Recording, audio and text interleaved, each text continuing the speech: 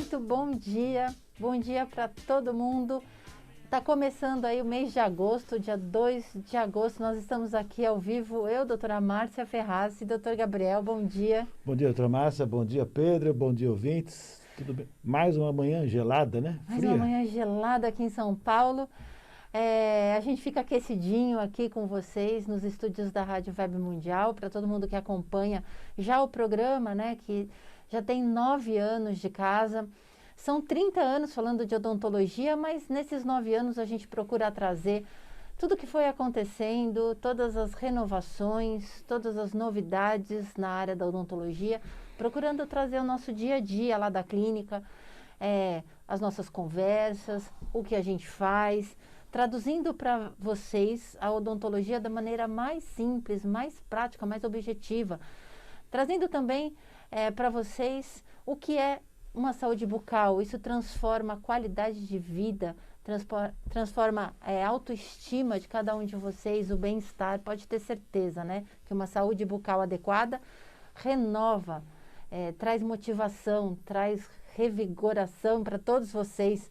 Então, para vocês que estão aqui ligados na Rádio Web Mundial, vocês podem acompanhar também a gente no Facebook da Rádio Web Mundial.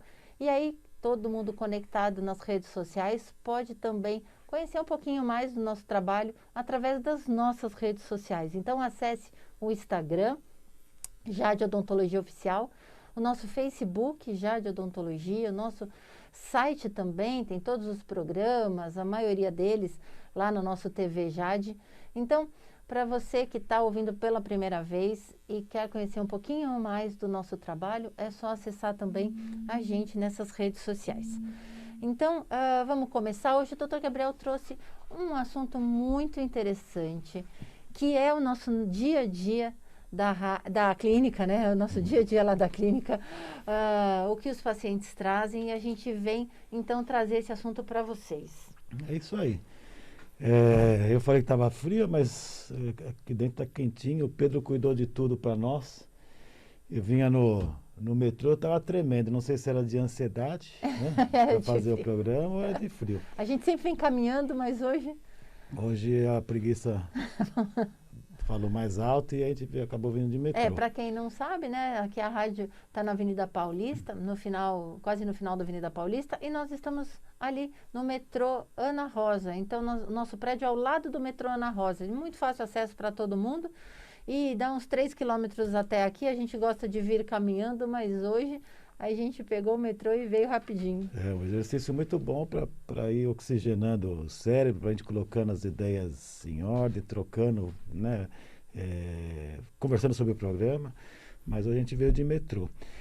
E por falar em programa, né, vou começar o programa hoje. Na semana passada a gente teve aqui a oportunidade de 2 dias da semana fazer um programa e falamos sobre dor, e que é o que mais acaba trazendo os pacientes para o nosso consultório. O nosso dia a dia a gente acaba lidando com a dor, né? Constantemente. São esses 30 anos que a gente conhece, sabe o que é dor. Eu até já tive alguma sintomatologia, mas nunca próximo do que meus pacientes acabam nos trazendo. E, enfim, tudo o que leva o paciente à questão da dor, e o final, quando a gente acaba não fazendo algum procedimento no momento ideal, acaba tendo que passar um tratamento de canal, um tratamento endodôntico ou um tratamento cirúrgico, né?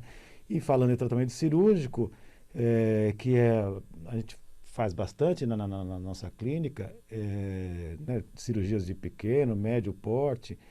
E para tudo isso, para todos esses procedimentos, a gente acaba avaliando alguns riscos, algumas questões que a gente pode poder se preparar para evitar algumas intercorrências. Eu sempre digo que se eu estiver preparado para intercorrência, a intercorrência não acontece.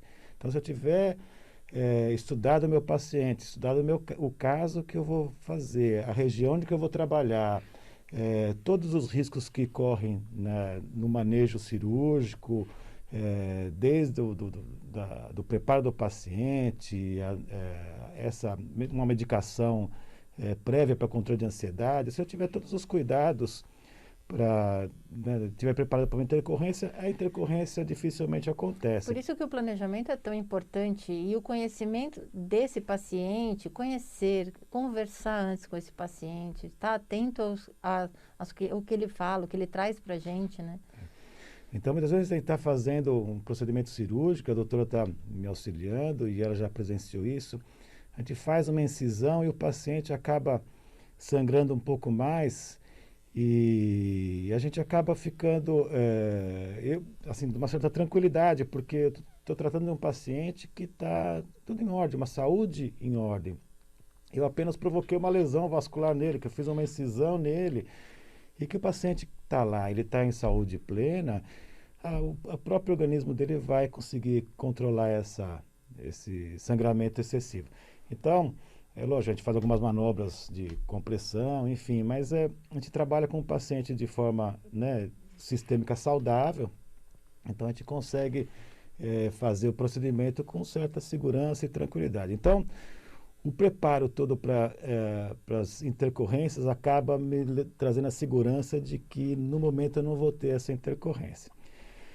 E que situações que podem acontecer, hoje tem, né, a gente, por fato de operar bastante, né, e a nossa faixa etária dos pacientes, na maioria da cirurgia, são pacientes que acima dos seus 50, né, 60 anos, são pacientes que algumas vezes são portadores de algumas patologias de ordem do sistema crônica, inflamação crônica do tipo, né, diabetes. Essa semana, inclusive, operamos pacientes de 86 anos 86 e outros de quase 90 anos. Isso. Essa semana que passou. Esse paciente específico de quase 90 anos faz uso de anticoagulante, e é sobre isso que eu vou falar hoje, né, do anticoagulante e quais os riscos que ele oferece na nossa cirurgia. E alguns profissionais acabam suspendendo o uso do anticoagulante, e eu já falei aqui, e eu nunca suspendo o uso do anticoagulante, eu prefiro fazer o controle hemostático local, né, com segurança do paciente, e então ele vai sangrar, vai ter uma resposta de coagulação mais lenta, porém eu não tenho, é melhor eu tratar de um risco de um sangramento excessivo, de uma hemorragia, do que provocar. O paciente, se ele faz uso de anticoagulante, é porque tem um risco de trombose, né? Ele tem alguma alteração nas suas plaquetas, enfim, de formação de plaquetas, até a própria conformidade, a morfologia dela, ou luz dos condutos que são estreitos por conta de gorduras, né, de colesterol, de triglicéridos, enfim, de algum motivo ele faz uso de um anticoagulante. Esse paciente especificamente, ele fazia uso de anticoagulante porque ele já teve um quadro de embolia pulmonar, né, ele tem necrose, teve trombose no membro inferior, então ele fazia uso de anticoagulante. E mesmo assim não contraindicou? Ele já deve estar no terceiro, quarto, quinto implante que ele faz lá com a gente. Comigo bastante. Acho que já está o quinto implante. E aí ele tem uma preocupação excessiva com a estética dele no auge dos seus quase 90 anos de idade. Então, não só a preocupação estética, mas preocupação com a saúde. Ele é extremamente forte, né? Então, na cirurgia, a gente fez a incisão, abriu o retalho, e ele falou, nossa, que paciente resistente, que paciente forte. Ele dormiu o tempo todo da cirurgia e foi uma cirurgia tranquila.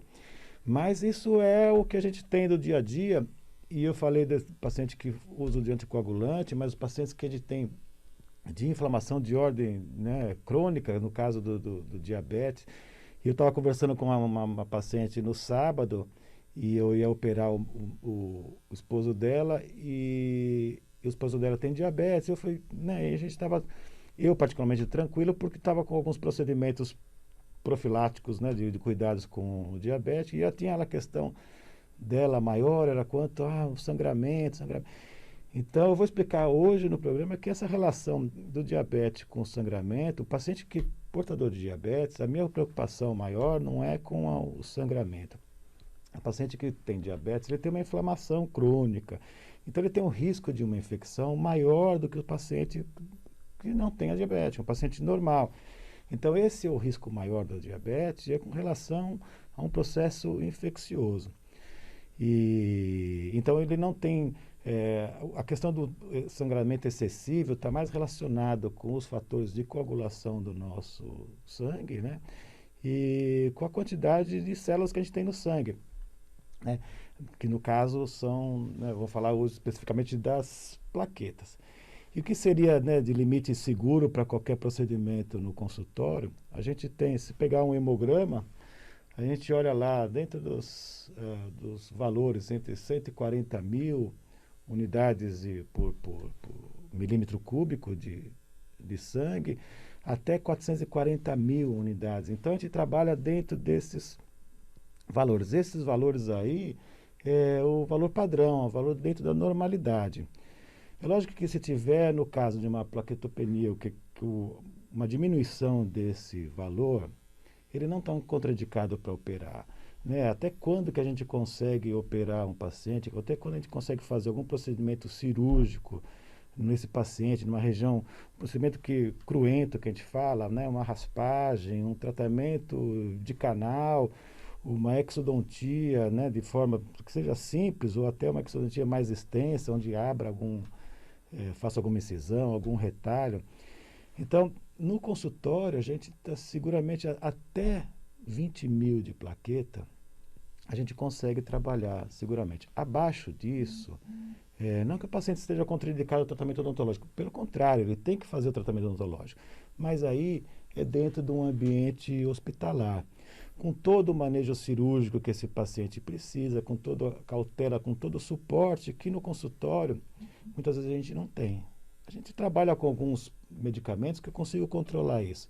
Eu falei aqui, o paciente vai sangrar, eu consigo segurar numa compressão, eu consigo fazer uma sutura bem feita, né? Porque eu quando aprendi a cirurgia, eu lembro que meu professor dizia que não só tão importante quanto a cirurgia é a sua homeostasia. Então, a sutura é importantíssimo. Meus pacientes muitas vezes acabam achando ruim comigo porque eu uso um tipo de fio de sutura que ele me traz uma segurança muito grande para mim, né? Então, é um fio de nylon que eu uso e que eu consigo tracionar o tecido e eu fecho a ferida cirúrgica, o retalho cirúrgico de forma tão firme para evitar que tenha algum problema de algum sangramento pós, uma hemorragia secundária. Então, seria muito desconfortável para o paciente nessa hora, apesar do ponto ser desconfortável, mas ter um sangramento em casa é muito mais apavorante, né? E sem contar que não tem o suporte que o paciente necessita. Vibe Mundial 95,7. A rádio que